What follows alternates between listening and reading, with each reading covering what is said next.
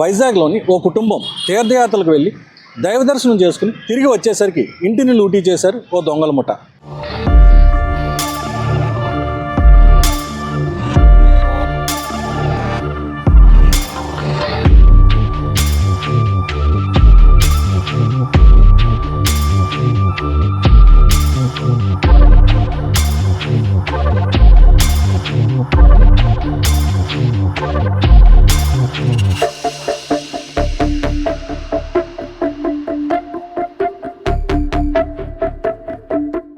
ఈ కేసును విశాఖ పోలీసులు ఛాలెంజ్గా తీసుకుని దొంగిలించిన ఆ ముఠాను పట్టుకున్నారు. వారి వద్ద నుంచి 8 లక్షల విలువైన 29 తులాల బంగారు వస్తువులు, 101 తులాల వెండి ఆభరణాలను రికవరీ చేశారు.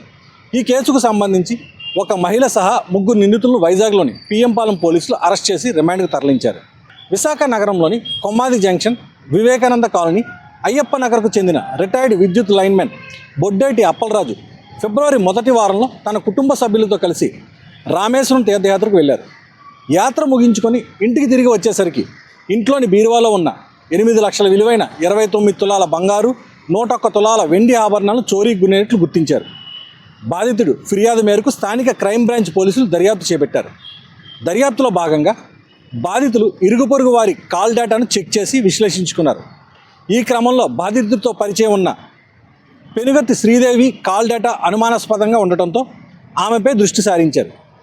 ఆమె తరచుగా ఫోన్ నెంబర్లు మారుస్తూ దొంగతనానికి ముందు ఆ తర్వాత కోడూరు ప్రసాద్ బాబు అనే వ్యక్తితో పలుమార్లు మాట్లాడినట్లు గుర్తించారు. చోరీ జరిగినప్పటి నుంచి Prasad Babu phone switch off అయినట్లు తేలింది. దీంతో శ్రీదేవి ప్రసాద్ గురించి ఆరా తీయగా వారి పరారీలో ఉన్నట్లు స్పష్టమైంది. వారి కదలికలపై నిఘా ఉంచేందుకు ప్రత్యేక పోలీస్ టీంను నియమించారు. ఈ టీం సభ్యుల సమాచారం మేరకు నిందితులు ఈ నెల అంటే మార్చి 3వ తేదీన పిఎంపాలెం పరిసర ప్రాంతాలైన ఎంవివి సిటీ నుంచి పనోరమా రోడ్డు మధ్యలో ఉన్నట్టు పోలీసులు గుర్తించారు. మార్చి 5వ తేదీ ఉదయం పనోరమా హిల్స్ రోడ్లో వారిని అరెస్ట్ చేశారు. వారి నుంచి చోరీకి గురైన సొత్తు మొత్తాన్ని రికవరీ చేసి నిందితులకు రిమాండ్కి తరలించారు. ఈరోజు PM Palem grave case 86/26 grave HB case HB/night దాంట్లోని అక్యూజ్ని అందరినీ అరెస్ట్ చేయడం జరిగింది. ప్రాపర్టీ 100% రికవరీ చేయడం జరిగింది. ఈ కంప్లైనెంట్స్ అరుణాచలం వాళ్ళు పిల్గ్రిమేజ్ మీద రామేశ్వరం ఈ సౌత్ అంతా కూడా పిల్గ్రిమేజ్ మీద వెళ్ళడం జరిగింది. చాలా రోజులు ఉన్న తర్వాత వచ్చేటప్పటికి హౌస్ బ్రేకింగ్ జరిగి ఉంది. అది 7th మోస్ట్ ప్రాబబ్లీ 7th ఫిబ్రవరి జరిగింది. మనకి కంప్లైంట్ రాగానే ఎఫ్ఐఆర్ చేయడం జరిగింది. దాంట్లోని సైంటిఫిక్గా క్లూస్ని కలెక్ట్ చేసి 3 అక్యూజ్ని పట్టుకోవడం, అట్లాగే 100% ప్రాపర్టీ రికవర్ చేయడం జరిగింది. ఇందులో 3 accused mainly A1 Penugarthi Sridevi, A2 Koduru Prasad, A3 Harikrishna. ఈ ఇన్వెస్టిగేషన్ ఎలాగ నడిచిందంటే మనకి కంప్లైనెంట్ యొక్క ఫోన్ డీటెయిల్స్ ఇవన్నీ వెరిఫై చేయగా సైంటిఫిక్గా అంత ఫ్రీక్వెంట్గా ఒక లేడీతో కాల్స్ ఉన్నాయి. ఆ లేడీ ఎవరని మనకి కొంచెం సస్పిషన్ వచ్చి డీటెయిల్స్ తీసాము. ఆ లేడీ కాల్ డేటా ఆధారంగా ఇంకొక పర్సన్తో కూడా ఆమె ఫ్రీక్వెంట్గా మాట్లాడడం జరిగింది. ఇట్లా రొటీన్గా మనం చేసే వెరిఫికేషన్లోని ఫర్దర్ డీటెయిల్గా వెళ్ళడం జరిగింది. అప్పుడు దీంతో మనం ఇంకొకరు మనకి సీసీటీవీ ఫుటేజ్ కూడా చాలా బాగా ఇందులో ఉపయోగపడింది. సీసీటీవీ ఫుటేజ్ మనకి ఆ రోజు అఫెన్స్ జరిగిన తర్వాత ఆ సీన్ ఆఫ్ అఫెన్స్ నుంచి 2 సస్పిషియస్ పర్సన్స్ వెహికల్ మీద 2 వీలర్ మీద వెళ్ళిపోతున్నట్టు మనం గమనించాము. వాళ్ళని ఆ ఫుటేజ్ కంటిన్యూస్గా ఫాలో అయితే ఒక పర్టికులర్ ప్లేస్లోని మనకి వాళ్ళు క్లియర్ ఫుటేజ్ రావడం జరిగింది. దాన్ని మెయిన్ స్టే అదనమాట.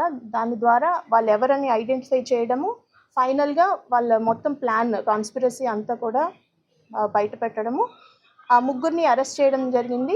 ఈరోజు ఈ ప్రాపర్టీ అంతా కూడా 100% property total 335 grams gold, 1177 grams silver పోగొట్టుకున్నారు.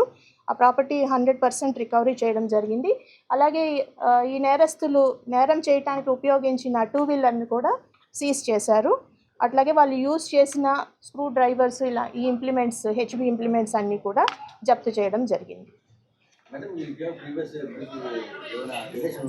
లేదండి, వీళ్ళు మ్యాసన్ వర్క్స్ అవి చేసేవాళ్ళు ఒకళ్ళు, కన్స్ట్రక్షన్ వర్క్లో ఇన్వాల్వ్ అయిన వాళ్ళే వీళ్ళిద్దరూ. ప్రీవియస్గా క్రిమినల్ హిస్టరీ అయితే లేదు.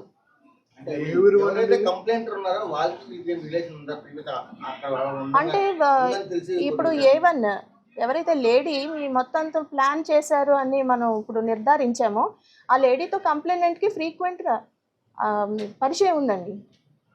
కానీ ఇలా చేస్తుందని కంప్లైంట్కి అయితే తెలియదు. తెలిసిన లేడీయే ఆవిడ.